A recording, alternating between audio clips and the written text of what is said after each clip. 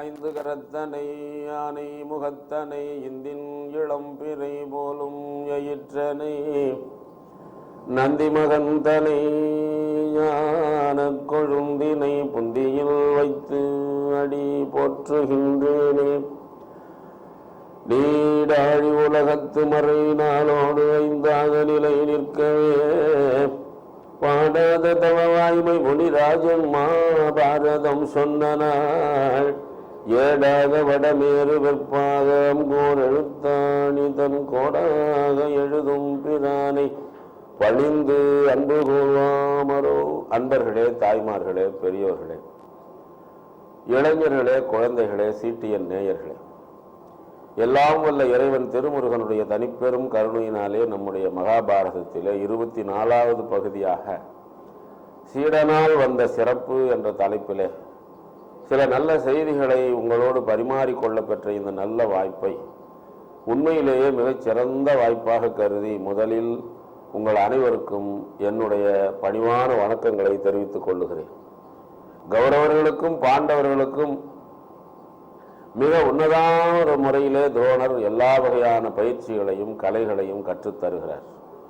எல்லாரும் எல்லா கலைகளிலும் வென்று சிறந்து இருக்கிற பொழுது அவர்கள் கற்றுக்கொண்ட கலைகளை உலகத்தார் பார்த்து மதிக்க வேண்டும் என்பதற்காக அரங்கேற்றம் நடத்துகிறார். அந்த அரங்கேற்றத்திலே முற்றிலும் எதிர்மாறாத விதமாக அர்ஜுனனை எதிர்த்து கர்ணன் சிம்ம கர்ஜனை புரிகிறான். நான் மிகச்சிறந்த வில் வீரன், எனக்கும் நீங்கள் வாய்ப்பளிக்க வேண்டும் என்கிற பொழுது துரியோதனனுக்கு எல்லையில்லாத மகிழ்ச்சி. ஆஹா, அர்ஜுனனை எதிர்க்க ஒருவன் இருக்கிறானே, நாம் எப்படியும் வெற்றி பெற்று விடலாம் என்றெல்லாம் அவன் நினைக்கிற பொழுது கிருபாச்சாரியார் என்ன சொல்லுகிறார்? நீ அரச குலத்தை சார்ந்தவன் அல்ல, தேரோட்டுகிறவனுடைய மகன், ஆகவே நீ இதில் கலந்து கொள்ள முடியாது என்கிற பொழுது துரியோதனன் உயர்ந்த தத்துவங்களை எல்லாம் சொல்லுகிறார். மிகச்சிறந்த அறிஞர்கள், அழகிகள், கொடை வள்ளல்கள், அரசர்கள், மகான்கள், இவர்களுக்கெல்லாம் நாம் ஜாதி பார்ப்பது கிடையாது. இன்னும் சொல்ல போனால் மகாவிஷ்ணுவே அன்றைக்கு அவர் பிறந்த இடத்தை நீங்கள் பார்க்கணும்னா வெறும் மூங்கில் குழலிலே பிறந்தார், தூணிலே பிறந்தார். சிவபெருமான் மூங்கில் குழலிலே பிறந்தார். பரத்வாச முனிவரும் இந்த துரோணரும் கும்பத்திலே பிறந்தவர்கள். ஆக பிறந்த இடத்தை வைத்துக் கொண்டு ஒருவரை நீங்கள் கணிக்க கூடாது என்றெல்லாம் துரியோதனன் பேசுகிறான். ஆனால் அரச குலத்தில் வந்தால்தான் இங்கே அரங்கேற்றத்திலே கலந்து கொள்ள முடியும் என்று நிலைமை மிகவும் மோசமாக போகிற பொழுது உடனே தன்னுடைய ராஜ்யத்தில் ஒரு பகுதியாகிய அங்க தேசத்துக்கு அந்த நிமிஷத்திலேயே கர்ணனை அரசனாக ஆக்கி விடுகிறார். அது மாத்திரமல்ல, ஒரே சிம்மாசனத்தில் தன் அருகிலே அழைத்து கர்ணனை அமர வைத்துக் கொள்ளுகிறார். நாம் எல்லாம் பெருமையா பேசுவோம் அல்லவா? அந்த காலத்துல நானும் அவரும் ஒரே டீ கிளாஸ்ல குடிப்போம்டா டீ என்று அந்த அந்யோன்யத்தை, நெருக்கத்தை, உறவை, நேசத்தை, பாசத்தை சொல்லுவது. அந்த நொடியில் தான் கர்ணனுடைய உள்ளம் சாகர வரை நாம் இந்த துரியோதனனுக்கு நன்றி உடையவனாக இருக்க வேண்டும். எல்லாரும் நம்மை கேவலமாக உன்னுடைய தாய் யார், உன்னுடைய தகப்பன் யார், உன்னை வளர்த்தவர்கள் தேரோட்டி தானே தவிர உன்னுடைய உண்மையான தாயும் தந்தையும் யார் என்று உனக்கு தெரியுமா என்று எல்லாரும் கேலி பேசிய பொழுது அவனுக்கு ஒரு ராஜோபசாரம், ராஜ மரியாதை கிடைக்கிற வாய்ப்பை கொடுத்த உடனே அவனுக்கு எல்லையில்லாத மகிழ்ச்சி. ஆனால் என்ன ஆயிற்று? மிக உயர்ந்தவனாகிய அந்த கர்ணன் மிக மோசமானவனாகிய துரியோதனனோடு சேருகிற பொழுது இவன் நல்லவனாகிற வாய்ப்பு குறைந்து விடுகிறது. நான் கர்ணனுடைய வரலாறு சொன்ன பொழுதே உங்களுக்கு சொன்னேன். சகசர கவசன் என்கின்ற அசுரன் தான் கர்ணனாக பிறக்கிறான். 999 கவசங்களையும் குண்டலங்களையும் இழந்த பின்னர் கடைசி கவசமும் குண்டலமும் இருக்கிற பொழுது தன்னுடைய உயிரை காப்பாற்றிக் கொள்ள வேண்டும் என்று கதிரவனிடம் தஞ்சமானவன் தான் அந்த அசுரன். அந்த கதிரவன், சூரியன், அருணை, ஞாயிறு அவனிடம் தங்கியிருந்ததனாலே அவனுக்கு உயர்ந்த ஞானம் வந்தது, வாழ்வாரி வழங்க வேண்டும் என்ற எண்ணம் வந்தது. ஏழை பணக்காரன் என்ற ஏற்றத்தாழ்வு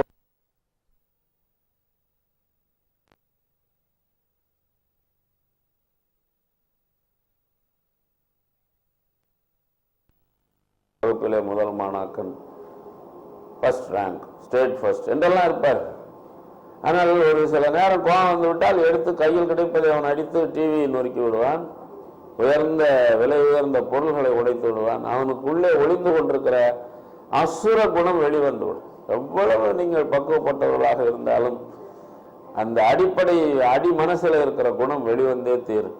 இந்த துரியோதனன் இவனை அரசனாக ஆக்கிய உடனே அவனுக்கு எல்லையில்லாத மகிழ்ச்சி, இவனுடைய அசுர குணம் வெளியே வந்து விடுகிறது. அவன் ஏற்கனவே அசுரன். ரெண்டு பேரும் செருக்குறுகிறார். ரொம்ப கர்வம், இனிமேல் எங்களை யாரும் வெல்ல முடியாது, ஒரே அட்டகாசம். ஆனால் அந்த ஆசிரியர் இருக்கிறார் துரோணர், அவருக்கு இதெல்லாம் தெரியாது. நான் சொல்லி கொடுத்ததை என்னுடைய மாணாக்கர்கள், என்னுடைய சீடர்கள் இவ்வளவு சிறப்பாக செய்கிறார்களே என்று அவர் அப்படியே மனம் பூரித்திருக்கிறார். எல்லாரும் வந்து குருநாதர் காலில் விழுந்து, சுவாமி ரொம்ப நன்றி வணக்கம். முக்கியமான நேரத்தில் பையன் அவுட் ஆகிடுவான். பரீட்சை வர்ற வரைக்கும் டெய்லி வருவான். ஃபீஸ் கேட்டான்னைக்கு வரமாட்டான். நம்ம பசங்க அவெல்லாம் வாழ்க்கையில் முன்னேறியதா சரித்திரமே கிடையாது. வாத்தியார் பணத்தை ஏமாத்தினவர்கள். நீங்கள் அது சாதாரண பணமாக இருக்கலாம், 200 ரூபா 300 ரூபாயா இருக்கலாம். ஆனால் அந்த நேரத்தில் நீ எல்லாம் கற்று தேர்வில் வெற்றி பெற்று நல்ல மதிப்பெண் பெறுவதற்கு உறுதுணையாக இருந்த அவருக்கு கொடுக்க வேண்டியதை கொடுக்கவில்லை என்றால் அதனால் உனக்கு பல மடங்கு அதில் தீமை தான் வரும். இந்த சாத்திர உண்மைகளை எல்லாம் தைரியமாக நாம் எடுத்து சொல்ல வேண்டும். அப்போதுதான் ஒவ்வொருவருக்கும் நெஞ்சில் ஒரு பயம் வரும். பயபக்தி என்று சொல்வார்கள் அல்லவா, நேர்மையாக நடந்து கொள்ள வேண்டும் என்ற எண்ணமே இப்போது இல்லாமல் போய்விட்டது. இப்போ எல்லா பேரும் படிச்சு விட்டு 106 பேரும் ஆனம் போட்டு என்ன வருது, எல்லாரும் வந்து சுவாமி குருநாதா துரோணப்புறவு ரொம்ப நன்றி வணக்கம் இருங்கடா, எனக்கு நீங்கள் குரு காணிக்கையாக எதை தர வேண்டும் தெரியுமா? இவருக்கு என்ன அடிமனசில் இருக்குது மறந்து விடாதீர்கள். தன்னுடைய வகுப்பு தோழனாகிய துருபத மகாராஜா இவர் பரம ஏழையாக இருந்த பொழுது, உடன் பயின்ற பொழுது, நான் வசதி மிக்கவனாக இந்த நாட்டினுடைய அரசனாக ஆகிற பொழுது என்னுடைய நாட்டிலே பாதியை உனக்கு தருவேன் என்று சொன்னான். ஆனால் அவர் முனிவராக இருந்ததனால் தவமே உணவாக இருந்து வாழ்ந்தார். வாழ்க்கையில் அவர் வேண்டும் தெரியாது அவருக்கு.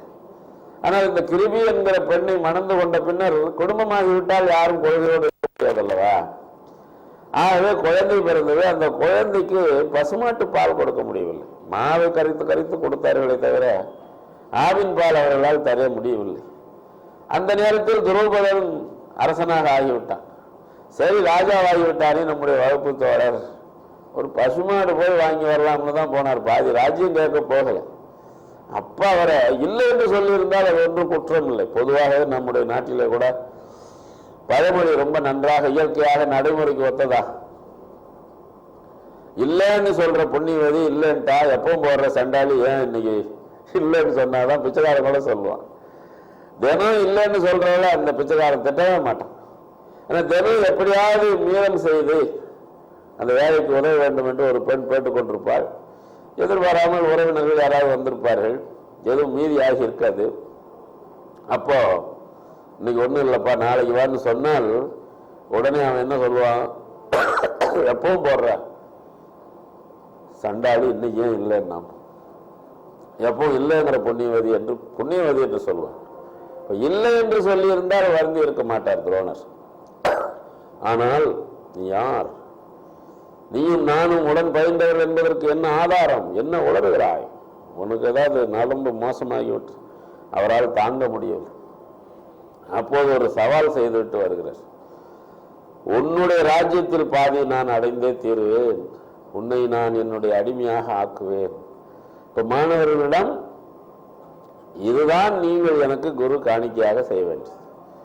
அந்த துருவதனை சென்று வென்று அவனை தேர்காலிலே கட்டி இழுத்துக் கொண்டு வந்து என் முன்னே நிறுத்துங்கள்.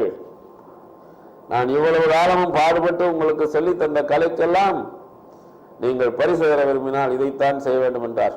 எல்லாரும் சார் உங்களுக்கு இல்லாதா எல்லா வேலையும் உடான்னு விட்டுட்டு போன அந்த கௌரவர்கள் துரோபத ராஜா மேல சண்டை போட போனார்கள். அவனும் ரெடியா இருப்பான்ல. ஒரு கூட்டம் கௌரவர்களை எதிர்த்து போரிட்டு அந்த நாட்டுக்குள்ளே வரவிடாமல் தடுத்தார். பாண்டவர்களை எதிர்த்து ஒரு கூட்டம் கடுமையாக போரிட்டது. கௌரவர்கள் பயந்து ஓடி திரும்பி வந்து விட்டார்கள். துரியோதனன் அவனுடைய தம்பிகள் எல்லாம் ஓடி வந்து விட்டார்கள். அர்ஜுனனும் அவருடைய அண்ணன் தம்பிகளும் நன்கு சிறந்த முறையிலே போரிடுகிறார். அப்படி அந்த பாஞ்சால நாட்டினுடைய அரண்மனையை முற்றுகையிட்டு கடுமையான போர் நடைபெறுகிற பொழுது எல்லாரும் அஞ்சி ஓடி விடுகிறார்கள். இவருடைய தலை மாணாக்கன் யார், சிறந்த மாணவன் யார், சிறந்த சீடன் யார், முதல் சீடன் யார், பெருமைக்குரியவன் யார், இவருக்கு எல்லா பெருமையும் தருகிறவன் யார்? அர்ஜுனன். இடி இடிக்கிற பொழுது என்ன சொல்லுவோம்? அர்ஜுனா அர்ஜுனா அர்ஜுனா. அர்ஜுனன் ஒழுக்கம் மிகச்சிறந்த ஒழுக்கம். அந்த அர்ஜுனனுடைய வரலாற்றை நாம் நினைத்து கொண்டே இருக்கிறோம். அவ்வளவு உயர்ந்தவர். அப்படிப்பட்ட அர்ஜுனன் போரிலே நன்கு வெற்றி அடைந்து அந்த யாகசேனனை துருவதனை தேர்காலிலே கட்டி இழுத்து கொண்டு வந்து அந்த குருநாதர் முன்னே நிறுத்துகிறார். யாகசேனனை கொண்டு வந்து நிறுத்துகிறார். அப்பொழுது அவருக்கு எவ்வளவு சந்தோஷமா இருக்கும். அந்த நேரத்தில் கைகட்டி அந்த துரோணனை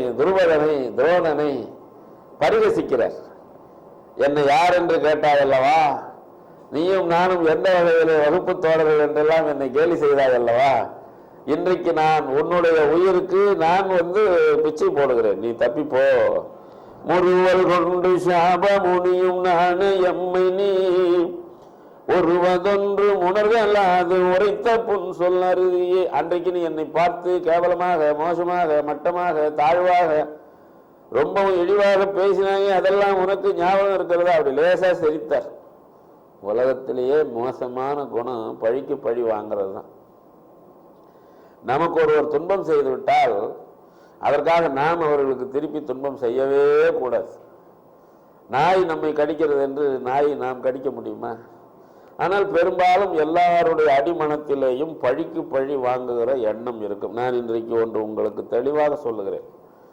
மகாபாரதம், ராமாயணம் நீங்கள் படிப்பதால், கேட்பதால் தெரிந்து கொள்ள வேண்டிய செய்தி. ஒவ்வொருவரும் அவரவர்களுடைய வினையை, பாவ புண்ணியத்தினுடைய பயனை அனுபவித்துத்தான் தீர வேண்டும். நீங்க குறுக்க பூந்து அவன் இந்த பாவ புண்ணியத்தை அனுபவிக்கிறதுக்கு ஒரு காரணமா இருக்கக்கூடாது. அப்படி இருந்தால் அந்த லாப நஷ்டம் உங்க கணக்கு வந்து சேரும். ஆகவே நமக்கு ஒரு துன்பம் செய்தால் எல்லாம் இறைவன் செயல். நாம் நமக்கு தெரிந்ததை செய்துவிட்டோம், நம்மை அவர்கள் ஏமாற்றி விட்டார்கள், அதற்காக நாம் திரும்ப அவர்களை பழிக்கு பழி வாங்கக்கூடாது, அவர்கள் துன்பம் அடைய வேண்டும், வருந்த வேண்டும் என்று நினைக்கவே கூடாது. ஆனால் இங்கே துரோணர் ஒரு சாதாரண மனிதனை போல நடந்து கொள்ளுகிறார். முருவல் கொண்டு சாப முனியும் நாடு எம்மை நீ. எல்லா முனிவர்களும் அரசர்களும் சிற்றரசர்களும் உன்னுடைய உறவினர்களும் அமைச்சர்களும் சூழ்ந்திருக்கிற பொழுது என்னை பார்த்து நீ கேலியாக, நீ யார், உன்னோடு நான் எங்கே படித்தேன் என்று கேலி பேசினாய் அல்லவா? உருவதொன்றும் உணரலாது உரைத்த புன் சொல் அருதி. எதிர்காலத்தில் என்ன நடக்கும் என்று தெரியாமல் என்னை கேவலமாக பேசினாய் அல்லவா? மறுவில் அந்த நான் வெறும் ஐயரு, என்கிட்ட ஒரு ஆயுதமும் கிடையாது, பூணூல் தான் இருக்கு, எனக்கு வேத சாத்திரம் தான் தெரியும். வெறும் ஐயர், கொஞ்சம் கூட குற்றமில்லாத ஐயராகிய நானும் மன்னன் நீயும் வாசவன் சிறுவன் வென்றுனை பிடித்த சிறுமை என்ன பெருமையே. சீடனால் வந்த சிறப்பு இதுதான். இந்திரனுடைய மகனாகிய அர்ஜுனன் தேர் சக்கரத்திலே உன்னை கட்டி கொண்டு வந்து என் முன்னே நிறுத்தி இருக்கிறான். இப்போது நான் பார்த்து உனக்கு உயிர் பிச்சை அளித்தால் தான் உண்டு. இவரும் வெள்ளன் சிரிப்பு சிரிக்கிறார் துரோணர். இதுதான் கெட்ட பழக்கம். கால சூழ்நிலையினாலே நம்மை ஒருவர் கேவலமாக பேசியிருக்கலாம். நாம் அவர்களை விட உயர்ந்தவர்கள் என்று காட்டுவதற்காகவாவது நாம் நம்முடைய மனத்தை பக்குவப்படுத்திக் கொள்ள வேண்டும். நாமும் மற்றவர்களைப் போலவே அவர்களை திட்டுவது, அவர்கள் நாசமா போக வேண்டும் என்று நினைப்பது, அவர்கள் கெட்டு போனால் 4 பேரிடம் சொல்லி சிரிப்பது என்பது நாம் ஏற்கனவே இருந்த பெருமையை விட ரொம்பவும் கீழே போய்விடுவதாக. இதை உணர்ந்து கொள்ளுங்கள் தயவு செய்து. வெறும் கதையில கார்ட்டூன்ல கூட பாண்டவா சென்று ரொம்ப அழகாக காட்டுகிறார்கள். மகாபாரதத்தினுடைய பெருமையை நேற்று முழுவதும் காட்டினார்கள் பாண்டவா சென்று. இந்த குழந்தைகள் எல்லாம் இந்த நீதி நெறி நிறைந்த இந்த கதையை பார்க்கிற பொழுது எவ்வளவு உயர்ந்த பக்குவம் பெறுவார்கள். இப்போ துருபதனுக்கு எப்படி இருக்கும்? யாகசேனன் அரசனுக்கு தலைகவிழ்ந்து நிற்கிறான். சரி, நீ எதையும் சொல்லி, நீ மன்னன், என்னிடம் மண்டியிட்டு கெஞ்சுமாறு உன்னை நான் ஆக்க மாட்டேன். இதோ உனக்கு உயிர் பிச்சை அளிக்கிறேன், அதோடு நீ எனக்கு அரசு பாதி அரசு தருவேன் என்று சொன்னாயே, இப்போது முழு அரசும் என்னுடையதாக ஆகிவிட்டது. அதிலே பாதி உனக்கு நான் தருகிறேன், எடுத்துக்கொண்டு போ. இப்ப இவன் ஒரு வஞ்சம். சரி, நாம் செய்ததுக்கு தண்டனை அனுபவிச்சுட்டோன்னு விட்டுற வேண்டியதுதானே. இது ஒரு சங்கிலி தொடர் மாதிரி உலகத்துல வந்துகிட்டே இருக்கும். ஒருவர் ஒருவர் பழிவாங்குவது என்கிற நிலை. இப்ப அந்த துருபதன் என்ன நினைத்து கொண்டு போகிறான், இந்த துரோணரை எதிர்காலத்தில் போர்க்களத்தில் கொல்லுவதற்கு எனக்கு ஒரு மகன் வேண்டும். இவ்வளவு வீரதீர பராக்கிரம் நிறைந்த பேரழகு படைத்த இந்த அர்ஜுனனை திருமணம் செய்து கொள்வதற்கு நான் ஒரு மகளை பெற வேண்டும். எப்படி வினோதமான ஆசை பாருங்க. மாப்பிள்ளையும் கிடைச்சாச்சான். நான் அடிக்கடி வேடிக்கையா சொல்வதுண்டு.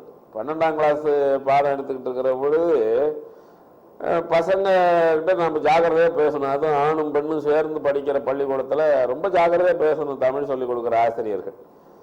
நான் ஒரு நாள் என்ன மறந்து, என் பொண்ணும் 12ஆவதுல படிக்கிறாங்கிறத மறந்து பசங்களை பார்த்து அன்புக்கும் காதலுக்கும் என்ன வித்தியாசம்னு விட்டேன். அவனுக்கு எப்படி தெரியும்? அவன் முழிச்சான். ஒரே ஒரு பையன் மட்டும், ஞானவேல்னு பேர் அவனுக்கு. அவன் எந்திரிச்சு சொன்னான், ஐயா, நீங்க உங்க பொண்ணு மேல வச்சிருக்கிறதுக்கு பேர் அன்பு, நான் வச்சிருக்கிறதுக்கு பேர் காதல்னா. உடனே நான் என்ன பண்ணேன், ரொம்ப கரெக்டரா மாப்பிள்ளட்டேன். வேலை முடிஞ்சது இல்லைங்களா? தன்னை அவமானப்படுத்துவதற்காக தன்னுடைய சீடனாகிய அர்ஜுனனை அனுப்பி அவன் தன்னை போரிலே வென்று தன்னுடைய தேர் சக்கரத்திலே கட்டி அவன் மிக கேவலமாக அந்த துரோணர் முன்னே கொண்டு போய் நிறுத்திய அர்ஜுனனை பற்றி அவன் தவறாக சிந்திக்காமல் இவ்வளவு வீரமும் அழகும் உடைய இந்த அர்ஜுனனை திருமணம் செய்து கொள்வதற்கு நான் ஒரு மகளை பெற வேண்டும் என்று விரும்புகிறான். அவ்வளவு சிக்கட்டான நிலையில நினைந்து பாருங்கள். அதே நேரத்தில் தன்னை இப்படி கேவலப்படுத்திய துரோணர் போர்க்களத்திலே சாவதற்கு தனக்கு ஒரு மகன் வேண்டும் என்று விரும்புகிறான். உடனே பெரிய மகா, அதுக்குன்னே அப்பெல்லாம் யாகம் செய்வதற்கு முனிவர்கள் இருப்பார்கள். உபயாசன் யாசன் என்று 2 மகா முனிவர்கள். அந்த 2 பேரையும் அழைத்து மிக பிரம்மாண்டமாக யாகம் நடந்து கொண்டிருக்கிறது. முதல்ல இவன் பழிக்கு பழி என்ற உணர்வு தானே அதிகம். அதனால் அவர்கள் யாகம் முறைப்படி செய்கிறார். இப்படியெல்லாம் நடக்குமா சார் என்று ஒரு கேள்வி நியாயமா கேட்பீர்கள். எதை எதை எப்படி எப்படி எவ்வளவு எவ்வளவு செய்ய வேண்டுமோ அதை எதை அப்படி அப்படி அவ்வளவு எவ்வளவு செய்தால் எதை நினைக்கிறோமோ அது கிடைக்கும். இந்த எதை எதை எவ்வளவு எவ்வளவுங்கிறது தான் தெரியாது நமக்கு. அது தெரிஞ்சுட்டா நாம சாமி ஆயிடுவோம். இப்போ தண்ணீர்னா என்னன்னு கேட்டால் தண்ணீர் தான் நாம. ஆனா கெமிஸ்ட்ரி படிக்கிறவன் என்ன சொல்லுவான், H2O என்று சொல்லுவான். 2 மடங்கு ஆக்சிஜன், 1 மடங்கு 1 மடங்கு ஆக்சிஜன், 2 மடங்கு ஹைட்ரஜன், 2 சேர்ந்தா தண்ணிப்பா. உங்களுக்கு அது தெரியல. என்னங்க தண்ணினா தண்ணி தான், அது தண்ணினா என்னன்னு கேட்கிறப்ப. ஆனால் இந்த யாகம் செய்கிற முறை இருக்கிறது. எவ்வளவு ஊர்ல உலகத்துல கும்பாபிஷேகம்லாம் நடக்குது. ஏன் சார் அங்கங்க மழை பொழியல, ஏன் சார் எவ்வளவு கஷ்டங்கள்லாம் போகல, என்ன காரணம் என்று சொன்னால், செய்கிறவன் எப்போ பார்த்தாலும் நமக்கு ரூபா கிடைக்குமா, கடைசியில் ஒழுங்காக நமக்கு சன்மானம் பண்ணுவானா, அடுத்த கோயிலுக்கு போகணுமே, அந்த நினைப்போடு தான் செய்கிறான். யாராக இருந்தாலும் அதுதான் உண்மை. நீங்கள் முறையாக ஒரு யாகம் செய்வீர்களே ஆனால் வேடிக்கையாக சொல்வார்கள், வேதனையாக சொல்வார்கள். சென்னையில் குன்னக்குடி வைத்தியநாதன் மழை வர்றதுக்காக மெரினா பீச்சில் ஒரு நாள் வர்ண ஜபம் சங்கீதம் காலையிலேருந்து. அப்போ வீட்டில் வயசான ஒரு பெரியவர், 70 வயசு பெரியவர், தன் 7 வயசு பேரனையும் கூட்டிகிட்டு வாடா மெரினா பீச்சுக்கு போகலான்னு. அவனுக்கு காத்தாலேருந்து நியூஸ் தெரியும். புறடும் போது அவன் சொல்கிறான், தாத்தா கொடை எடுத்துக்கிட்டு போகலான்னு. எதுடா கொடை?